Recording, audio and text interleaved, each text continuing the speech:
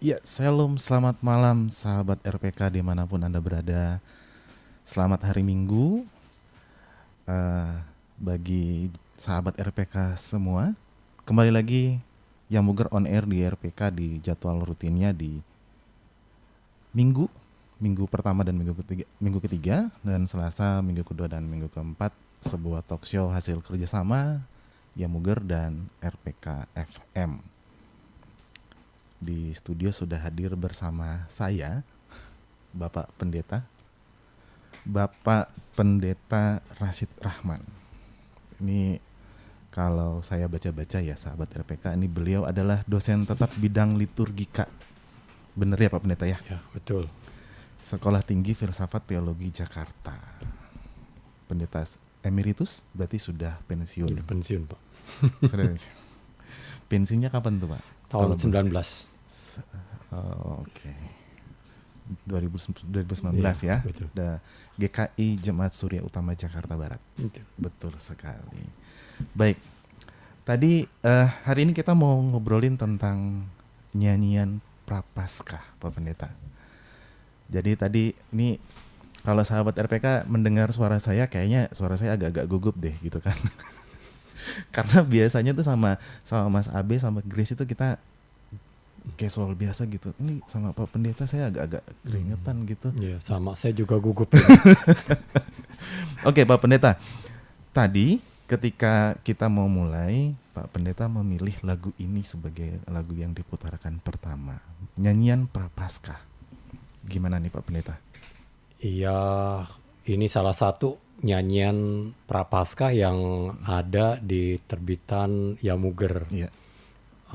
Walaupun terbitan bahasa Indonesia bukan hanya Yamuger, termasuk yang buku-buku lain, tidak begitu memuat seluruh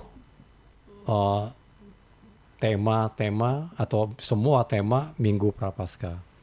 Ya, jadi ini salah satu yang mungkin bisa mewakili Yesus sebagai Mesias Israel. Oke. Begitu. Sebelum lebih lanjut, saya mau nanya dulu nih Pak Pendeta. Ya. Masa Prapaskah itu gimana sih kalau di Bible, di Alkitab? Di Alkitab kan kalau Injil sinoptik ya, Matius, Markus, Lukas itu tidak ada istilah Prapaskah begitu ya. Jadi yang ada adalah perjalanan Yesus menuju Yerusalem dari Galilea, itu menurut tradisi dibilang 3 tahun. Lalu sampai di Yerusalem Yesus disambut sebentar, lalu dia mengajar sebentar. Iya. Beberapa hari kemudian sudah ditangkap, disalib dan bangkit. Begitu. Oh. Jadi seminggu kira-kira itu dari masuk Yerusalem sampai bangkit. Nah, gereja-gereja merayakan Prapaskah itu berdasarkan tradisi. Berdasarkan tradisi. Jadi entah bagaimana tapi bergulir. Yang pertama Paskah dulu. Yang pertama justru Paskah dulu. Yang dirayakan adalah Paskah dulu. Ya, Yesus bangkit. Maka Yesus mati dulu, wafat. Yesus bangkit, wafat dan bangkit 1 hari pada waktu itu, pada hari Minggu. Pada abad kedua. Lalu lambat laun muncul ritus untuk melakukan persiapan Paskah. Lambat laun baru muncul belakangan. Persiapan Paskah. Diambil dari mana?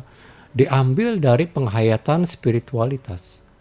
Jadi akan berbeda sekali cerita di Alkitab sejak Yesus masuk kota Yerusalem sampai Yesus bangkit dengan tradisi perayaan gereja dari Yesus masuk kota Yerusalem atau Prapaskah. Prapaskah itu dari Rabu Abu sampai Yesus bangkit. Itu berbeda sekali. Jadi di misalnya minggu depan itu kan Prapaskah 1. Prapaskah 1 diambil dari cerita Yesus berpuasa. Lalu setelah itu Prapaskah 2. Prapaskah 2 kalau tidak salah diambil dari cerita siapa yang dilahirkan kembali itu? Nikodemus. Iya. Nikodemus, lalu perempuan dari Samaria. Perempuan Samaria yang bicara dengan Yesus dan begitu. sampai Yesus masuk kota Yerusalem itu pada Prapaskah ke-6. Jadi berbeda sekali. Ntar perjalanan Yesus ada di Samaria, Yesus ada masih di daerah Galilea dan sebagainya gitu ya. Gitu ya. Iya.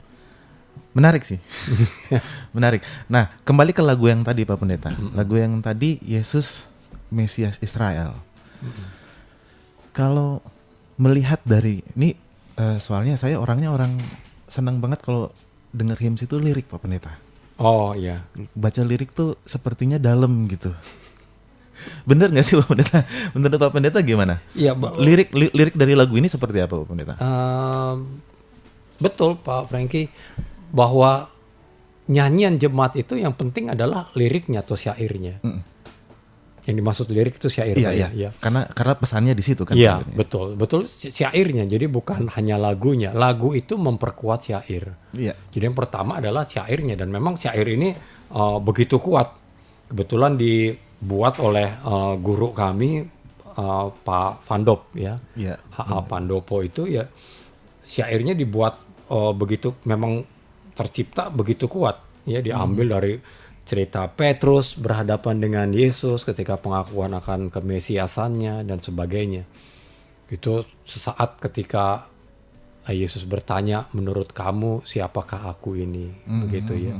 Jadi dari situ dibuatlah sebuah lirik yang menjadi sebuah lirik nyanyian, kira-kira begitu Pak. Wah, memang pesannya luar biasa. Pesannya memang bagus sekali.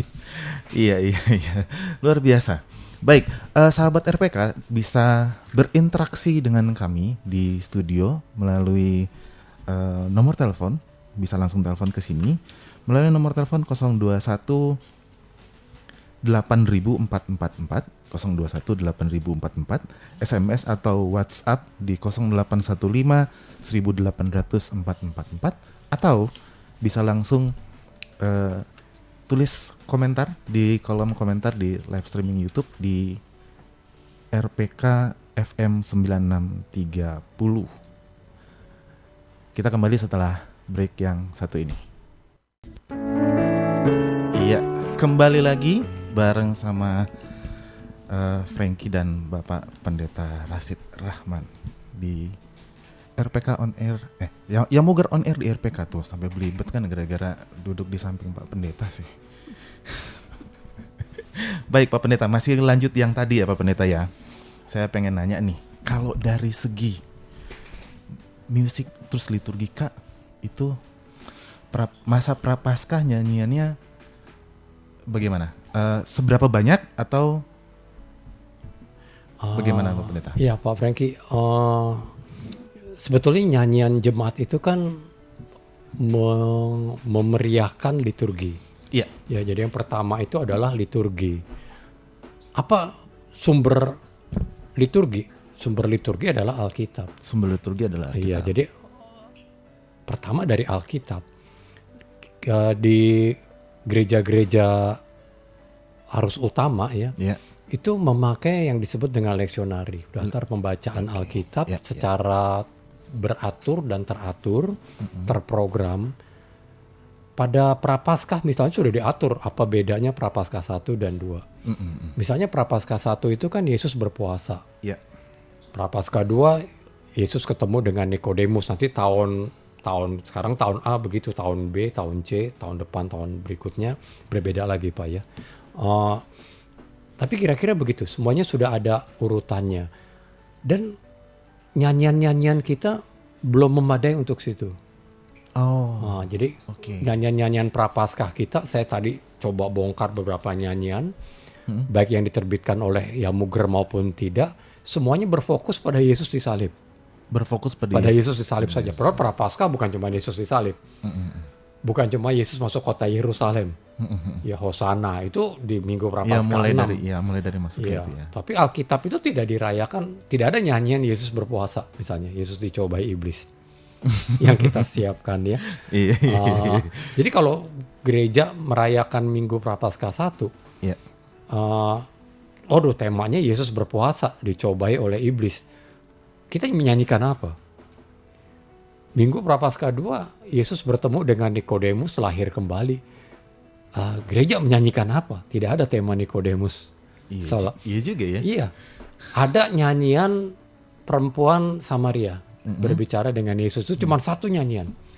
Di kidung seperti wanita di pinggir sumur. Ya. Hanya satu itu. Padahal penyair-penyair kita banyak jumlahnya. Karena semuanya tidak mau bertolak dari Alkitab liturgi untuk kebutuhan liturgi. Tapi banyak memang dari yang umum dikenal. Sehingga semuanya menumpuk di Yesus masuk kota Yerusalem dan Yesus disalib tanpa memperhatikan segi-segi yang lain. Ini syukur-syukur ada cerita tentang Yerusalem. Syukur-syukur. Iya, yang barusan kita nyanyikan, syukur-syukur tentang Mesias. Tapi kapan kita menyanyikan ini? 212 dari Kidung Keesaan. Minggu keberapa? Ya, karena ketika mungkin minggu keempat Prapaskah ya. Tidak terlalu kental, tidak terlalu kena, tapi oke lah masih kena. Tapi yang khusus tentang itu tidak begitu kentara. Kira-kira gitu, Pak. Justru tidak begitu kentara ya. Iya. Kalau mohon maaf, supaya lebih jelas lagi Pak Pendeta, ini sahabat RPK, lagu yang tadi, lagu dari Kidung Keesaan 212 Yesus Mesias Israel itu sebenarnya bisa ditempatkan di mana saja ya, Minggu Prapaskah mana aja atau seperti apa? Iya, paling cocok memang Prapaskah, tetapi kita tidak tahu Prapaskah yang mana. Gitu ya. Atau saya juga belum lihat ini acuannya di kitab mana. Apakah itu kitab itu dibaca pada Prapaskah 6 Prapaskah kita atau tidak? Jadi penyusun liturgi itu Pak Franky, ketika dia menyusun liturgi dan merencanakan nyanyian ibadah, bertolak dari indeks Alkitab. Nah ini kayaknya pesan penting buat yang melayani untuk menyusun liturgi. Untuk menyusun ibadah liturgi, betul. Jadi bertolak dari bacaan minggu ini apa? Bacaannya minggu ini apa? Misalnya minggu depan itu Matius 4. Yesus berpuasa dan dicobai oleh iblis. Iya. Dia carilah Matius, nyanyian-nyanyian kita yang dibuat berdasarkan Matius 4 atau Yesus berpuasa. Iya. Itu nggak mudah karena kita nggak punya indeks itu. Gitu ya. Yang Muger membuat itu. Di buku mana? Hanya satu buku yang Muger yang membuat itu. Tidak di buku Kidung Jemaat, tidak di buku Kidung Keesaan, tidak di buku pelengkap Kidung Jemaat. Tapi hanya satu, yaitu Mazmur dan Kidung Jemaat. Judulnya Mazmur dan Kidung.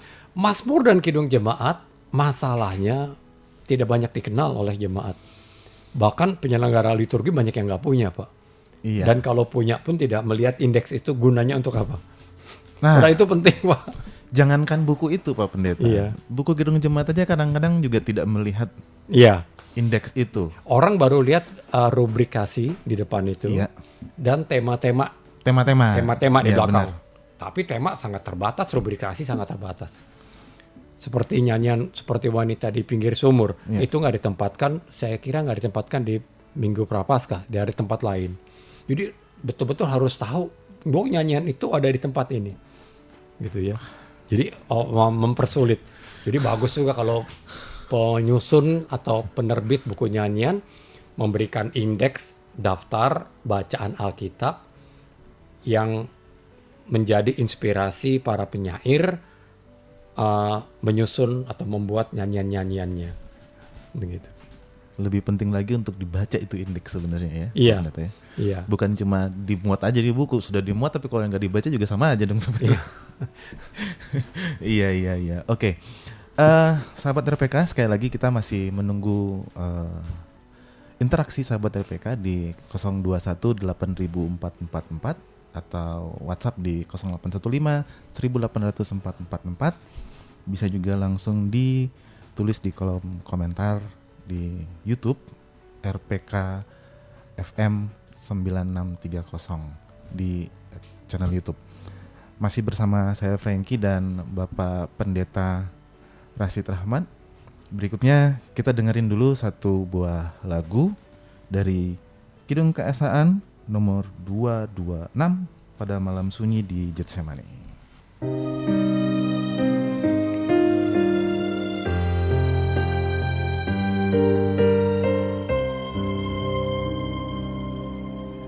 Pada malam sunyi di Getsemani, Yesus bergelut seorang diri. Pohon dan batu pun diam menyaksikan Yesus bergelut seorang diri. Murid-murid Yesus yang mengikutnya tidur pulas tidak mendampingi. Alam terdiam merasa pahit getir. Yesus bergelut seorang diri.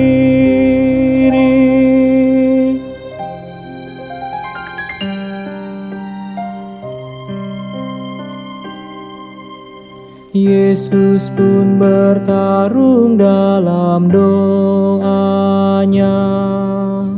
Ambillah cawan daripadaku, namun kehendak Bapa-Ku yang jadilah. Yesus bergelut seorang diri. Pada malam sunyi di Getsemani, Kidung Keesaan 226, Pak Pendeta. Ya. Ini gimana nih Pak Pendeta? Ini pas Prapaskah di ini sudah lewat Minggu Palem, baik pada Kamis Putih atau setelah Kamis Putih, yang biasanya dilakukan sebagai ritual begitu ya, karena Kamis Putih itu kan Yohanes 13, Yesus mencuci kaki murid-muridnya. Iya. Lalu setelah itu jemaat tidak lagi beribadah formal, tapi ada doa-doa Getsemani. Itu biasanya di beberapa gereja, kalau gereja Katolik itu dan biara-biara, mereka bertugur pada malam itu. Jadi tidak semua juga gereja. Jadi mereka tidak tidur lagi sampai besok Jumat Agung. Jadi Kamis Putih itu mereka per wilayah bergantian 1 jam berdoa, dan nyanyian-nyanyian ini bisa dipakai. Jadi bersama dengan Yesus pada malam ini kita di Getsemani. Tidak seperti para murid dulu tinggal tidur, tapi gereja setidaknya bersama dengan Yesus panjang malam ini. Oke, itu sebuah komitmen gitu ya? Sebagai komitmen dan baik nyanyian ini sebagai salah satu unsur di nyanyian tuguran itu. Iya, karena 1 jam itu kan tidak diisi dengan nyanyi saja. Iya. Ada mazmur, ada nyanyian-nyanyian yang ada bacaan-bacaan yang mengingatkan peristiwa Getsemani itu. Ada juga formula-formula yang lain dalam liturgi. Kira-kira begitu. Dan nyanyian ini sumbangsih dari Pak Karatem ya, Atem ini sangat besar. Saya pikir harus dinyanyikan di situ. Dan gereja harus membiasakan juga membuat tidak perlu sepanjang malam mungkin, tetapi setelah Kamis Putih ada lagi acara sekitar salib begitu ya. Kita susun, kita kumpul, bukan ibadah formal lagi. Kita susun 1-2 jam atau 1-2 wilayah tiap 1 jam. Paling tidak sampai pukul 1, tidak apa-apa kan, ini hanya setahun sekali begitu. Iya. Ya, kira-kira jadi menarik. Sehingga Paskah itu menjadi sebuah perayaan yang meriah karena diisi dengan doa-doa dan meditasi. Wah, menarik banget nih. Menarik banget. Sahabat dari PK tetap bersama kami. Kami akan kembali setelah break yang satu ini. Jam di studio kami menunjukkan pukul 19:30 waktu Indonesia Barat. Hai Besti, kok cemberut? Bonus baru cair kan? Bukan itu Besti, bingung nih. Ih, telepon 108 aja nih kalau bingung. Serius nih. Ya udah, kenapa?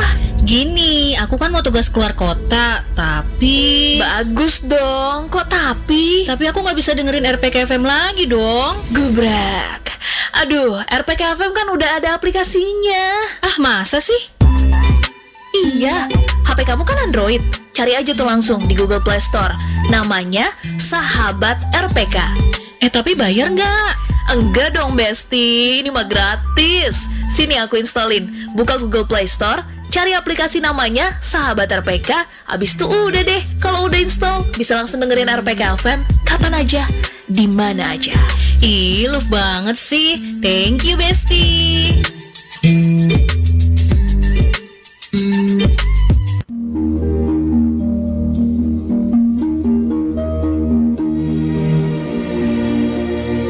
Karena itu, hendaklah kamu saling mengaku dosamu dan saling mendoakan supaya kamu sembuh. Doa orang yang benar, bila dengan yakin didoakan, sangat besar kuasanya. Ayat tersebut terambil dari Yakobus 5 ayatnya yang ke-16. Mengingatkan bahwa doa menjadi andalan bagi setiap orang dalam menghadapi pergumulan hidupnya. Apabila sahabat RPK ingin didoakan segala bentuk pergumulan hidupnya, mari ikuti program Pray For setiap Senin, Selasa, Rabu, Jumat, Sabtu, dan Minggu pukul 23 waktu Indonesia Barat. Siaran ini juga bisa diikuti via audio streaming di www.radiopelitakasih.com dan live videonya di kanal YouTube RPK FM. Pray For, persembahan STTIKAT program Pasca Sarjana.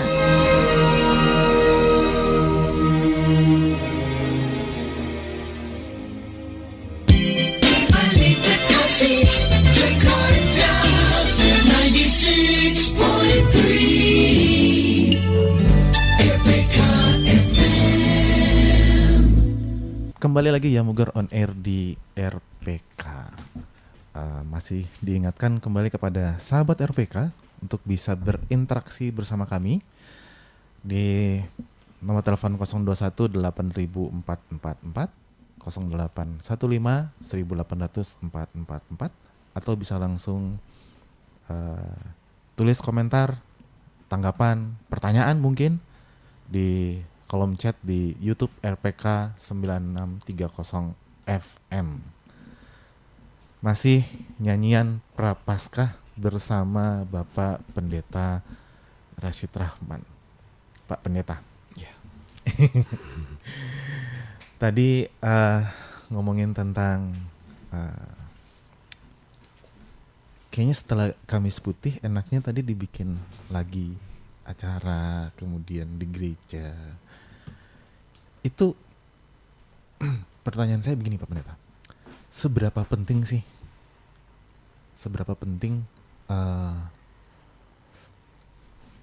ritual-ritual itu dibuat lagi sehingga orang bisa memaknai Paskah secara lebih baik gitu? Iya, Paskah itu kan Pak sebetulnya bermakna kita ada bersama dengan Yesus. Ya, ketika Yesus disalib, ketika Yesus diajukan ke pengadilan, sebetulnya kan ibadah juga begitu. Ya. Kita hadir bersama dengan peristiwa Yesus. Nah, selama ini kita beribadah, Yesus hadir bersama dengan kita. Itu betul.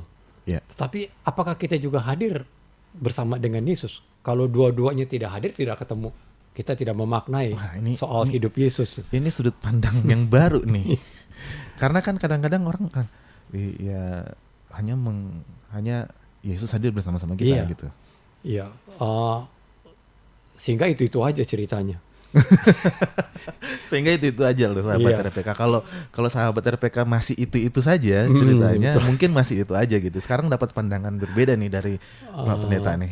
Dari mana inspirasi itu muncul? Kita melihat kesaksian Alkitab. Jadi sumber inspirasi kita dari mana ya? Dari Alkitab tentang Tuhan kan. Jadi ketika Yesus ada di Getsemani, dia seorang diri. Kenapa kita tidak seperti para murid? Ada juga pada waktu itu hadir bersama dengan Yesus. Tetapi jangan seperti mereka tertidur.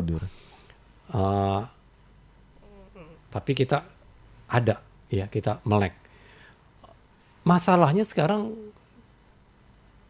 gereja-gereja kita sering menolak yang disebut tradisi, Pak. Jadi tradisi, ini punya orang lain, kita nggak mau pakai ritus. Ya. Padahal itu ritus menguatkan kan. Penguat pesan sebenarnya kan. Dan tradisi itu memberikan identitas. Tradisi walaupun dia bersifat pilihan, tapi tradisi itu kan memberikan identitas bagi kita. Saya izin catat ya Pak ya. Iya. Jadi dari mana liturgi tidak menyediakan itu? Iya, tapi kenapa kita tidak buat? Kan Alkitab ada. Ya. Alkitab tidak hanya selesai pada waktu Yesus disalib. Sebelum Yesus disalib, Yesus ada cerita mencuci kaki murid-muridnya, mengadakan perjamuan malam terakhir. Lalu sesudah perjamuan malam terakhir, tidak ada liturgi. Kenapa kita tidak buat? Tidak ada liturgi malam Getsemani. Misalnya ya, mungkin ada ya, tapi ada gereja yang bikin itu. Kenapa tidak kita bertugur seperti itu ya, bersama Yesus di Getsemani itu. Ketika dia berdoa, bergumul. Saya lihat di Kidung Keesaan ada beberapa nyanyian, ada 2 atau 3 nyanyian. Ini bisa mengisi kita di malam Getsemani.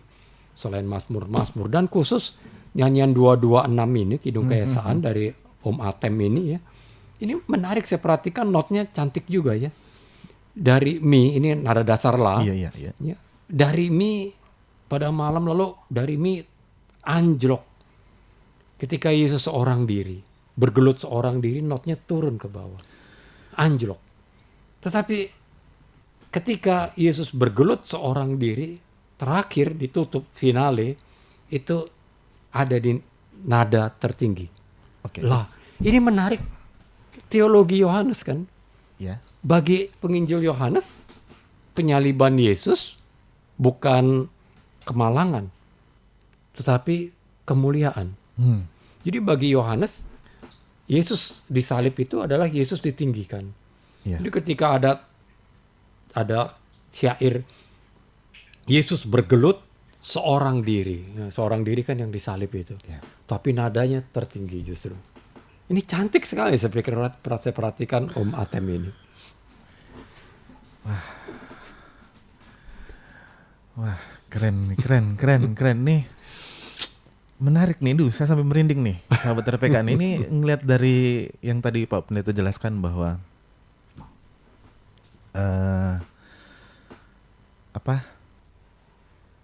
diturunkan dulu, kemudian naik lagi. Ini penjelasannya menarik sekali nih. Saya tinggal baca ini, Pak. Menarik. Oke.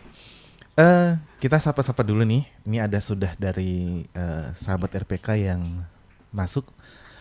Dari 0812 sekian. Shalom, saya sungguh menikmati program yang Bungir ini. Terima kasih banyak Pak Pendeta untuk pencerahannya mengenai Prapaskah. Sungguh memberkati. Salam sehat untuk kita semua. God bless. Salam sehat, shalom. Terima kasih untuk tanggapannya. Semoga terberkati dengan program ini. Baik, Pak Pendeta. Kita lanjut lagi nih.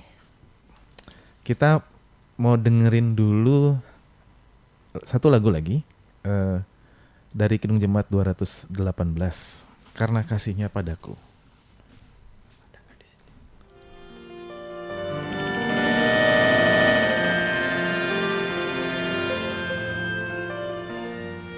Karena kasih-Nya padaku, Yesus datang ke dunia. Ia telah memberi hidupnya gantiku yang bercela.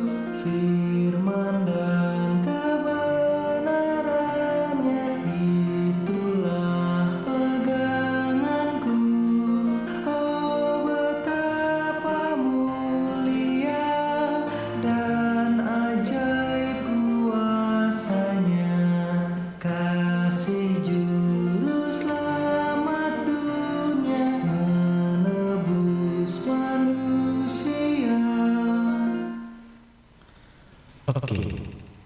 Ya. Masih ada suara-suara oke. Gitu. Jemaah. Iya. Oke, Pak Pendeta.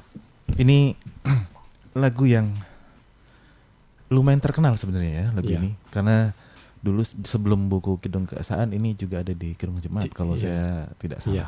Iya. Karena kasihnya padaku. Ini taruh di mana nih Pak Pendeta kalau lihat liturgi?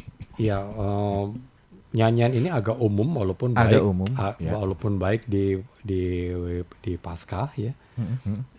Tapi di minggu-minggu yang lain juga dengan tema yang ini bisa disampaikan. Jadi justru ini sebenarnya lebih umum ya. Lebih umum sifatnya. Lebih umum sifatnya. Iya, karena bicara kasih Tuhan itu. Tapi beruntungnya nyanyian umum dia juga bisa dinyanyikan oleh siapapun. Bukan hanya kalangan terbatas, paduan suara, orang dewasa. Tapi saya pikir dalam ibadah intergenerasional anak-anak sangat akrab bisa menyanyikan ini. Ya, menyanyikan anak-anak lalu umat berkebutuhan khusus ya. Umat dengan disabilitas saya pikir dan umat lanjut usia bisa menyanyikan juga bersama dengan orang dewasa. Jadi karena umum dia merangkul bisa semua orang. Jadi oke. Ini menarik nih karena sebenarnya tidak banyak orang yang melihat bahwa lagu ini seumum itu. Iya. Seumum itu ya. Iya, Oke. betul. Bisa dinyanyikan siapa aja Iya, sebenarnya. betul. Bisa seumum Orang-orang yang selama ini mungkin terpinggirkan. Kita tidak perhitungkan dalam ibadah. Kan kita ibadah ya nyanyian kita yang seperti ini tapi sebetulnya itu membatasi juga. Nah ini anak bisa nyanyi artinya orang dewasa bisa menyanyi. Selama ini kita hanya membatasi nyanyian anak saja jangan nyanyikan nyanyian dewasa. Kenapa anak tidak bisa menyanyikan lagu-lagu Kidung Jemaat misalnya? Iya. Baik. Kalau diletakkan di Minggu Prapaskah, Pak Pendeta, ini sebaiknya ditaruh di bisa di mana saja. Jadi sangat umum, dia tidak terikat pada ayat tertentu. Ya. Bisa hanya mungkin baik ketika di nyanyian persembahan. Justru di nyanyian persembahan. Iya. Saya tadi pikir sebelum pengakuan dosa tuh. Enggak juga.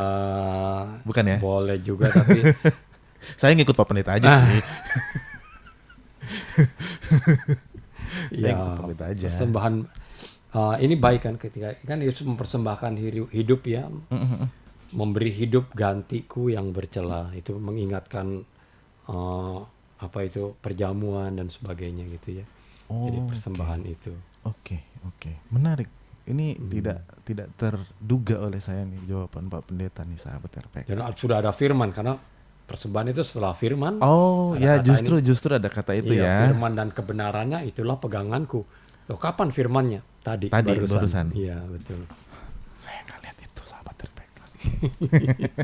Saya nggak lihat itu. Oke. Sahabat RPK kita kembali setelah break yang satu ini. Jangan kemana-mana. Iya, masih di Yamuger on Air di RPK bareng sama saya Frankie dan Bapak Pendeta Emeritus Rashid Rahman DTH. Nah, saya segmen terakhir saya bacanya lengkap nih. Bener ya Pak Pendeta ya? Iya Bener ya? Dosen tetap bidang liturgika Sekolah Tinggi Filsafat Teologi Jakarta. Pak Pendeta, di segmen terakhir ini saya pengen nanya beberapa hal nih Pak Pendeta. Iya. Kalau bicara mengenai nyanyian Prapaskah, itu jadi kan dalam sebuah ibadah minggu gitu ya, ada nyanyian yang ada maksudnya dalam urutan nyanyian itu, apakah nyanyian yang digunakan di Prapaskah ini harus masuk semua kah atau bagaimana? Sedapat mungkin ya, karena kan misalnya ada kalau kita bacaan Alkitabnya ada 3 atau 4, sebetulnya itu ada di indeks ya. Kita tinggal cari, kan ada banyak, kadang-kadang ada 10 nyanyian. Nah itu kita masukkan, kira-kira ini cocok untuk nyanyian pembuka, ini cocok untuk persembahan, ini cocok pengakuan dosa dan sebagainya. Sedapat mungkin. supaya nyanyian pengakuan dosa dan persembahan nggak itu aja tiap minggu. Justru Kendala nggak gitu aja ya. selalu itu aja. Iya. Padahal ini prapaskah, orang apalagi ketika Paskah kan, Paskah hanya sekali setahun. Nyanyiannya cuma satu, nyanyian Paskah. Kenapa tidak 6 atau 7 nyanyian Paskah dimasukkan dalam ibadah, yang satu pengutusan, yang satu pengakuan dosa, yang satu nyanyian syukur dan sebagainya. Kira-kira begitu. Hanya kendalanya tidak banyak yang tidak terdapat untuk pembacaan Alkitab. Seperti yang tadi saya bilang, untuk Yesus berpuasa misalnya, nyanyian untuk melakukan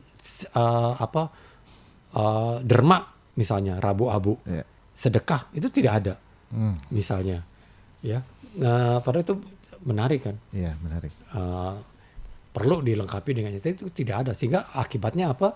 Orang mencari nyanyian-nyanyian yang biasa untuk unsur-unsur ibadah yang lain. Iya, karena gini, tidak semua pendengar sahabat RPK kan bergereja di gereja yang dengan seperti tadi Pak Pendeta bilang, misalnya betul. contoh, apakah ini hanya dimasukin di sebelum firman Tuhan, setelah firman Tuhan, seperti itu, atau misalnya sebelum pengakuan dosa, nanti lagu pembukanya lagu yang lain yang lebih general lagi, seperti itu. Tapi seperti tadi Pak Pendeta bilang, sebisa mungkin. Iya. Sebisa mungkin, sebanyak-banyaknya gitu masuk gitu ya. Iya. Menarik sih ya. Ya, terutama bagi gereja-gereja yang merayakan atau memperingati Prapaskah. Memang ada gereja yang tidak memperingati Prapaskah, ya tidak apa-apa, menyanyikan yang lain. Tapi toh ada kalanya memang kita butuh di waktu-waktu tertentu nyanyian yang khusus. Ya, jadi gereja apapun misalnya, contoh, ketika Jumat Agung atau Paskah menyanyikan Kepala yang Berdarah. Iya, oke. Mari. Gereja apapun, Iya. ketika Natal menyanyikan Malam Kudus. Iya, dari Kidung Jemaat juga. Benar, walaupun benar. tidak memakai Kidung Jemaat. Iya. Jadi misalnya begitu. Kepala yang Berdarah, Jumat Agung ya. Iya. Iya, menarik sih ya. Maksudnya kenapa banyak orang tidak terbuka tentang hal ini gitu. Iya. Berarti kan memang satu, butuh banyak referensi juga, atau gimana? Bener kan ya Pak Iya, Pendeta ya? betul Butuh banyak referensi. Perlu. Penulis lagunya butuh banyak juga gitu. Ya, terutama penyair memang perlu belajar juga, melihat, ciptakanlah berangkat dari cerita-cerita di Alkitab.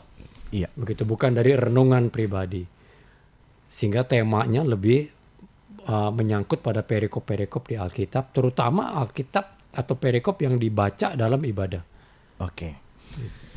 Pertanyaan berikutnya, ini karena ini saya menarik sekali, sahabat RPK, obrolan malam hari ini tentang Prapaskah. Nah, karena saya juga adalah pelayan juga di gereja, seberapa penting teks Alkitab tentang sebelum Paskah, kemudian pemilihan lagu itu, seberapa penting dan seberapa berpengaruhkah itu terhadap ibadah Prapaskah, Pak Pendeta? Teks Alkitab kan membantu kita lebih menghayati puncaknya Paskah, ya, menuju itu, lalu dari puncak ya harus turun ke Pentakosta. Jadi itu sehingga kita teratur membacaan itu. Dan teks Alkitab itu kan bukan hanya dibaca dalam ibadah, tapi juga dinyanyikan, didoakan, dikotbahkan. Sekarang yang ada teks Alkitab hanya dikotbahkan dan dibaca. Kebanyakan begitu? Iya, umumnya. Tapi tidak dinyanyikan. Padahal perlu juga dinyanyikan. Perlu juga didoakan. Berdoa berdasarkan teks Alkitab hari ini, misalnya. Sehingga doanya nggak itu-itu aja. Atau nggak kosong. Saya sering melihat ibadah doanya kosong. Tuhan, kami mengaku dosa karena kami orang berdosa. Dosanya dosa apa? Nggak konkret. Tapi kalau mengikuti bacaan hari ini, konkret dosanya. Dosa pasti berhubungan dengan melawan Allah, misalnya gitu. Nyanyiannya juga konkret, bukan hanya puji Tuhan haleluya, tetapi juga ada nyanyian-nyanyian yang memang mengisahkan tentang Yesus. Oke. Sehingga Alkitab bukan cuma untuk khotbah. Menarik. Nah, beberapa waktu yang lalu Pak Pendeta, di acara yang sama, di talkshow yang sama, kami sampai punya sebuah istilahnya tagline gitu ya Pak Pendeta ya. Tagline bahwa hymns in daily life. Jadi sebenarnya nyanyian-nyanyian itu harus benar-benar sampai kita sehari-hari tuh ya itulah kita gitu. Nah, nyanyian-nyanyian Prapaskah sebenarnya bisa juga kan Bisa. dihayati sampai pada daily life gitu Pak Pendeta. Betul. Menurut Pak Pendeta gimana nyanyian Prapaskah? Kira-kira nyanyian Prapaskah mana sih pilihan-pilihan Pak Pendeta yang mungkin bisa daily life? Sebetulnya semua nyanyian kan bisa daily life, hanya masalahnya contoh yang menyanyikan itu sampai masuk ke hati jemaat itu yang semakin sedikit sekarang ini. Ini masalah kita juga ya. Mohon maaf sebentar. Contoh lagu Ya, contoh nyanyian itu kan kita yang dapatnya dari ibadah. Iya. Nah, ibadah kita sering tidak memberikan contoh menyanyikan seperti nyanyian yang tadi kita perdengarkan di radio ini kan. Tidak secantik itu menyanyikannya. Tidak seperti Karatem pertama kali terinspirasi untuk menyanyikan ini. Ketika H.A. Pandopo pertama kali terinspirasi untuk menyanyikan ini. Ya, paduan suara kita, terutama jemaat sebetulnya, tidak dibimbing untuk menyanyikan yang baik. Ya biasanya mesin aja ada metronomis ya. Tok tok tok tok. Tidak birama lah, tidak irama. Iya. Ya, yang penting sesuai dengan birama mesin. Otomatis begitu terus ya. Begitu aja. Iya. Sesuai dengan temponya, lalu padahal nyanyi kan seperti orang bicara juga. Kadang ada cepatnya, kadang ada lambatnya, kadang ada kerasnya, kadang ada lembutnya dalam satu syair, dalam satu nyanyian. Sehingga kalau nyanyian itu enak diresapi, lagunya teresapi, orang membawa nyanyian itu ke mana? Ke hariannya. Ke pasar sambil nyetir mobil, sambil nunggu bis, sambil menunggu kereta, itu akan masuk. Saya pernah mengajarkan nyanyian Gregorian, Pak. Iya. Kyrie eleison. Itu menyanyikannya itu setengah mati. Saya belajarnya hampir 1 semester. Iya. Tapi saya ngajarin orang dalam satu komunitas di satu camp. Lalu besok pagi orang pergi ke kamar mandi karena dulu kamar mandinya sama-sama gitu, harus keluar kamar dengan menyenandungkan lagu itu. Karena kita ketika itu memberikan contoh di nyanyian itu sama-sama dengan baik. Kalau contohnya baik, nyanyian yang kita tidak tahu, tidak sukai sebelumnya pun tanpa sadar kita nyanyikan. Wah, bayangkan nyanyian Gregorian kok dinyanyikan sampai ke kamar mandi. Orang tidak mau melepaskan nyanyian itu selama setelah ia menyanyikannya bersama dengan umat. Nyanyian harusnya diberikan contoh. Faktor itu salah satunya itu, Pak. Salah satunya itu. Iya. Jadi terpanggilan lah untuk para pemusik gereja. Nah, ya sebenarnya itu sih sebenarnya. Iya. Tapi kan kalau saya yang ngomong kan nggak enak gitu. Biar Pak Pendeta aja yang ngomong. Jadi gitu. kelihatan galaknya gitu, Pak. Nggak, maksudnya kelihatan ada ininya lah. Gregetnya ya. Ada gregetnya gitu loh Pak Pendeta. Gitu. Jadi bagi sahabat RPK yang juga melayani di pemain musik juga kantoria, mungkin bisa mengajarkan itu ke jemaat juga. Iya, memberikan contoh, mengajarkan nyanyian, menyanyikan dengan baik kepada jemaat. Menyanyikan dengan baik, dengan benar, terutama banyak juga yang salah. Sembarangan, yang penting selesai lah nyanyinya. Nah, itu juga kadang-kadang tuh Pak Pendeta. Iya. Kadang-kadang pengen cepat selesai ibadah. Iya, kenapa cepat selesai? Karena nyanyian jadi beban. Menyanyikan di gereja itu menjadi beban dia. Cepat-cepat selesai, bebannya selesai. Kenapa tidak menikmati nyanyian itu? Jangan dikejar-kejar waktu kan. Kena di saya nih Pak Pendeta nih. Oh oke. Pak Pendeta, kita sudah ada satu penelpon nih. Kita terima dulu. Shalom, selamat malam. Shalom, selamat malam. Shalom, selamat malam. Dengan Ibu siapa Ibu? Dengan Ibu Lili dari Bintaro. Dengan Ibu Lili dari Bintaro. Bagaimana ya, Ibu? Pak, saya pernah belajar lagu Agnus Dei itu khusus untuk Paskah, Prapaskah atau Paskah. Iya. Jadi kalau saya kan dari ini GKI ya Pak ya. Iya. Jadi kalau ini Pak, kalau dinyanyikan di lain-lain waktu itu bisa nggak ya Pak ya? Bukan hanya Paskah aja. Ya, Oke. ya, terima Pak kasih Pendeta, Ibu terima Lili. kasih Ibu untuk Ya, terima kasih Ibu Lili. Jadi jadi nyanyian jemaat itu secara garis besar ada dua bagian, Bu. Ada dua jenis yang proprium, nyanyian yang selalu berganti syairnya. Nyanyian persembahan, prosesi masuk itu proprium. Tiap minggu beda-beda syairnya. Tetapi ada nyanyian yang ordinarium yang tetap. Nyanyian ordinarium itu syairnya tetap. Amin, haleluya, termasuk Agnus Dei, anak domba Allah. Nah, kenapa tetap? Karena dia kalau bangunan itu seperti beton utamanya. Jadi dia tetap. Tapi dia menyanggah liturgi. Nyanyian Agnus Dei dinyanyikan kapanpun, tetapi tidak dimanapun. Dia dinyanyikan ketika pemecahan roti dan penuangan air anggur dalam perjamuan. Jadi bukan berdasarkan hari raya.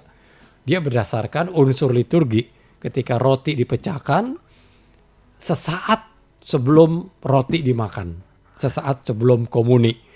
Makanya di Kidung Jemaat itu ditempatkan, Agnus Dei itu ditempatkan pada perjamuan kudus. 311 dan 312. Kata-katanya sama seluruh dunia, lagunya banyak. Bisa lagunya macam-macam dan beberapa gereja membagi lagu ini dinyanyikan Paskah, lagu ini Agnus Dei, yang ini dinyanyikan pada Advent, Agnus Dei dengan lagu ini dinyanyikan pada minggu-minggu biasa misalnya. Iya, jadi Agnus Dei qui tollis peccata mundi, miserere nobis misalnya, itu kata-katanya itu aja, Bu. Sepanjang dimanapun anak domba Allah yang menghapus dosa dunia, kasihanilah kami. Ya, itu tempatnya adalah di mana di sebelum komuni, pemecahan roti. Ya. Begitu Ibu Lili. Terima kasih Ibu Lili. Jadi kalau bisa juga nyanyian paduan suara bisa menyanyikan itu. Kalau jemaat tidak biasa menyanyikan itu, paduan suara menyanyikan itu juga ketika pemecahan roti. Oke. Ini luar biasa loh. Kayaknya 1 jam gak cukup deh ini. Dipanjangin aja, Pak. Dipanjangin aja, jangan. Saya dimarahin nanti. Baik, sahabat RPK. Karena sudah jam 8, sebenarnya sih bahasa lainnya adalah waktu jua yang memisahkan kita gitu ya. Sekali lagi terima kasih sahabat RPK yang sudah mendengarkan talkshow ini sejak jam 7 tadi. Terima kasih Pak Pendeta. Ya, terima kasih Pak Franky. Terima kasih untuk pendengar. insight-nya, untuk pencerahannya kepada kita semua. Kita jumpa lagi di Yamuger On Air di RPK dalam kesempatan berikutnya. Selamat malam, shalom. Franky pamit.